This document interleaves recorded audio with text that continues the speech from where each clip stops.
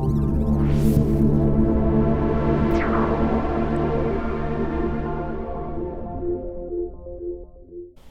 guys, welcome to part 2 of the DoubleTap Defense Tactical Pocket Pistol. You may have watched part 1 where we actually do some live fire and we go ahead and we show you guys plenty of footage and show you a reload, actually a couple reloads from the extra rounds that fit down here in the butt of the gun. So if you haven't seen that video, go check it out. You'll see it right here in the corner of the screen, and go over there and check that one out. But let's go ahead and get into the second video, which is going to be this tabletop review. So as you can see here, I actually have the 45 ported barrel on here, and this is the aluminum model. You can get this gun in titanium or aluminum. The aluminum one is lighter at about 13 ounces, and the one that I would recommend. I really don't see the advantage of the titanium. I would rather have the lightweight. This is plenty tough as it is. And I think this one comes in at 13 ounces, and let me check, the steel or the titanium comes in at about 15. Now I do have my scale here, and I have tested my scale. My scale is accurate, and we'll go ahead and weigh that here in 1 minute. Now another thing I wanted to show you here is the barrels, and I'm going to use my little Tough Rider here to pop this barrel back out. This thing is very easy to take down, like I showed you in the other video. Just pull the pin out. Pretty simple. So here is the 45 and the 9mm barrel. And as you can see, the 45 is thinner and it is also lighter, and that is the reason for that. These barrels are the same size. There's just more material removed for the 45 ACP because it's a bigger bore, of course. So I would get the 45 if I were going to be buying a double tap. I mean, if this is going to be the gun that you're going to have to get to in a last ditch effort, I want the 45. I'm not going to have the argument of what's better, 45 or 9mm. It's just a stupid argument. But whatever you feel is better is what's better. I mean, how about that? So anyways, it's going to be lighter to have the 45 anyway, and you do have that 45 power when you need it.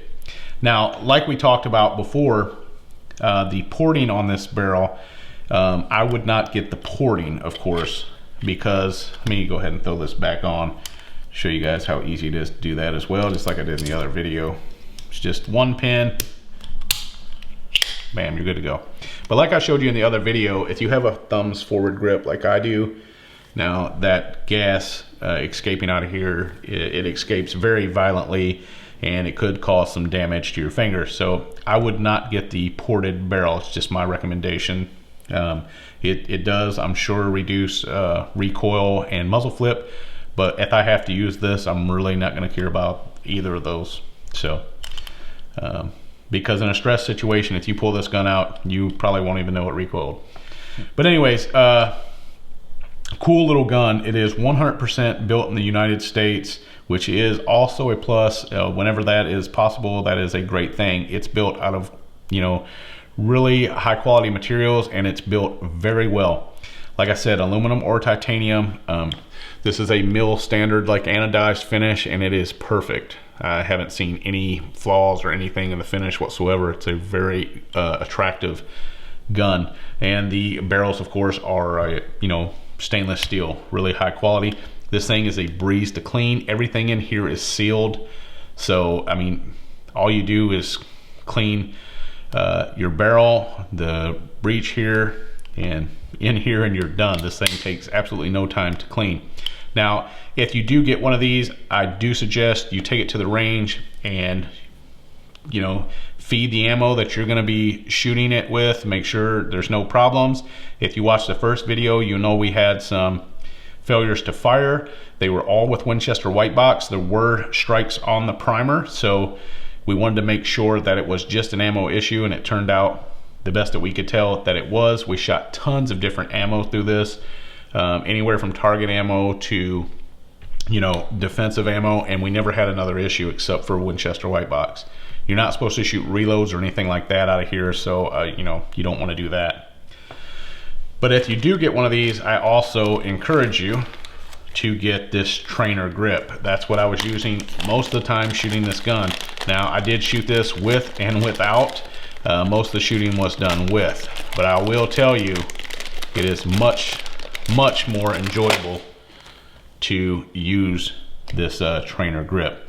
Now this thing is very tacky when it first comes to you. It's very soft rubber. Now I did carry this in a pocket and with a pocket holster both. I didn't have a whole lot of issues when you first put this on. Of course it is, you know, very tacky, but after you wear it for a little while, it's not an issue. It just slips on. So it kind of like a, you know, some of the Hogue over grips that slide on. But this is a must, I think. If you buy this, it does really help with felt recoil. This thing is very thin, but it does work. Of course it is thicker here in the rear. So trainer grip, definitely something I would get. Now let's talk about accessories. DoubleTap has a bunch of different accessories for this. You know, ported barrels, unported barrels, different caliber barrels. They are working on a 40, which will be released pretty soon. Ankle holsters, inside the waistband holsters. There's just a ton of stuff for this thing, and you know, if you get one of these, definitely check that out. Now I want to talk about the trigger pull. Trigger pull on this thing is supposed to be somewhere around the 12 to a little over 14 pounds. Mine is over 12 for sure. I tested it on my trigger pull gauge, which is a 12-pound limit, and it exceeded that. And I would guess that this trigger is about 14-ish, so I would say it's pretty accurate. Now, you know, there are a lot of triggers that are lighter than that, but the reason you're going to get the 14-pound pull, of course, is because this is a pocket pistol, hence the name Tactical Pocket Pistol. You don't want to accidentally engage the trigger if you're carrying this in your pocket.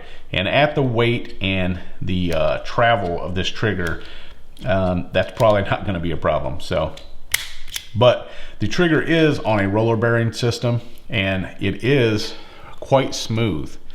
Now what you got here is you got all this take up, and then right here you get a stop point, and you push a little further, you hit the wall, and just a tiny bit of creep right there, and it breaks. So it does break pretty clean. It's a decent trigger for, you know, the travel and poundage it is, but you know, that is a safety issue. Now, like I said, titanium or aluminum. I of course would get the aluminum because of the weight savings. Very well built, and you have the tip-up barrel release here, ambidextrous on each side. You have the one push pin to change out the barrel. You can change out barrels in under 30 seconds. Of course, here in the butt of the gun is where your 2-round spare ammo goes. You guys watch the first video, you'll see us do a couple of reloads. Reloads are actually pretty quick on this, which was surprising to me. But if you practice that, I'm sure it would even be quicker. Let me go ahead and show you the little plastic holders. So here's the 2-shot holder that holds 2 spare rounds in the butt of the gun. Right here, it just slides in like so. And that's the 2-shot. And then each barrel also comes with a 6-shot, and you can carry these around in your pocket. Now, they don't recommend that this be used for, you know, kind of, I guess, the speed reloads you'd call it. But you could actually use it for 2. These bottom 2, you could put those in there and rip it away. But where you're going to get in the trouble with these next 2, see, it's just not going to fit. So that's why they tell you not to use those. So let's go ahead and weigh this and see how accurate it is. I did test my scale, and it was very accurate. So let's go ahead and turn it off and clear it. Turn it back on. We have it set to ounces. This should come in at right around 13 ounces. And 13.33 ounces. So it is pretty close to what they state. And that is unloaded with the ported barrel. Now the 9mm barrel, of course, that's going to be a little heavier. We can switch that out real quick and see just how much heavier it will be.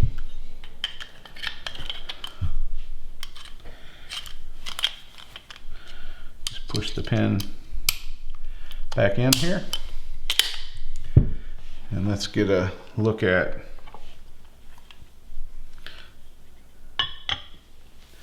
so yep, pretty accurate, 15.13 ounces on the scale. So now let's go ahead and compare it to a couple of other CCW firearms. The first one I'm going to compare it to is something I carry. I've been carrying for quite a while. I've been reviewing this Smith & Wesson M&P Shield for about a year. Fantastic CCW firearm. Now, the magazine that's in it I never carry. I always carry it with the extended magazine. I have several of these and I carry backups as well, but I like the full grip. But for this particular test, we're going to put the flush fit in there because it'll be, you know, its smallest form. So let's go ahead and lay the shield down here, and I'll lay the DoubleTap on top of it. And that should be just about right. Now, as you can see, of course, the DoubleTap is shorter in both the grip and the barrel. It's just a smaller package. Now, a lot of guys are asking, you know, what's this for? I don't see any positives. Well, I'll tell you who I see this for. I see this for the Derringer guys, number one. There's a lot of Derringer lovers out there. If you are one of those guys, this is a must-have, in my opinion. If you're a big Derringer collector, you really should have a DoubleTap. This is a very, you know, nicely made quality material gun, and it's, you know, made right here in the United States. So this is something that you would want in your collection. The other type of people I see having this is the 45 lovers that want everything 45 ACP, and there's a ton of those guys out there as well. This is a very cool and unique, well-built gun. I can see those guys wanting this in their collection. And then there's a third group of people too, and that's just guys that like cool, unique firearms. If you're one of those guys, yeah, you would want this. And let's just compare for a empty Smith & Wesson M&P Shield. This thing comes in at a 20.14 ounces. So, you know, it's pretty heavy compared to this. Let's try it one more time just to make sure. Yep, this is 20.18 this time. So yeah, it's a lot heavier and it's bigger. So there you go. Now let's compare it to another popular firearm that just came out recently, and this is the Glock 42. This is a 380 Glock. We've been reviewing this since the day it came out. We've been shooting it. We'll have a full review out very soon, so stay tuned for that. But this is very small. One thing I forgot to show you here on the Shield, not only is it smaller in most other ways, but look at the thinness of this. And this is a 45 ACP. It's quite a bit thinner, both in top barrel and also in grip. So this is just a really deep cover last ditch gun that is very concealable. When I carried this both just in a pocket and especially in a pocket holster, I mean, this thing disappears. So that's also a plus. But let's go ahead, compare it to the 380 here. And this is not the smallest 380 made or by any means, but it is pretty small. Now, as you can see here, this is also shorter, and if I can get it lined up right, it is just a hair shorter in grip as well. So, I mean, it is very small and concealable. So it's a nice gun. Now, the one thing, like I talked about with the porting, I definitely wouldn't get that just because of, number one, I'm sure it decreases the muzzle flip and the recoil, but it really, if you have to pull this out and go to work with it, you're not going to be concerned about either of those, trust me. Now, the other thing I wanted to talk about though, and the one negative that I can see in this, is price. You can get basically both of the guns that I just compared these to cheaper than you can get a standard DoubleTap. The standard DoubleTap with the 45 barrel and the aluminum frame with no porting on the barrel comes in at $500. Now, they go all the way up to $700, which puts you in, you know, like some SIG ranges and stuff like that. So that is the one downfall. Now, with that being said, if you're going to use this as a backup or a last ditch effort gun, you probably want something that's well made and is going to work. And that's what I believe you have here. And like I said, it's not for everyone. But if it is for you, you are getting a 100% US made gun. They didn't go outside and outsource to try to get it made cheaper. They built it right here, which is a good thing, and something that I really enjoy being able to purchase is American made, because so many things aren't anymore. So that's going to give you part of the reason why the cost is higher than some other Derringers on the market, but also is going to be the quality of materials, titanium, aluminum, and this thing is the finish. Everything on this is pretty flawless. So there you have it. But just to be fair, let me go ahead and weigh the Glock. This Glock should be a little lighter, I believe.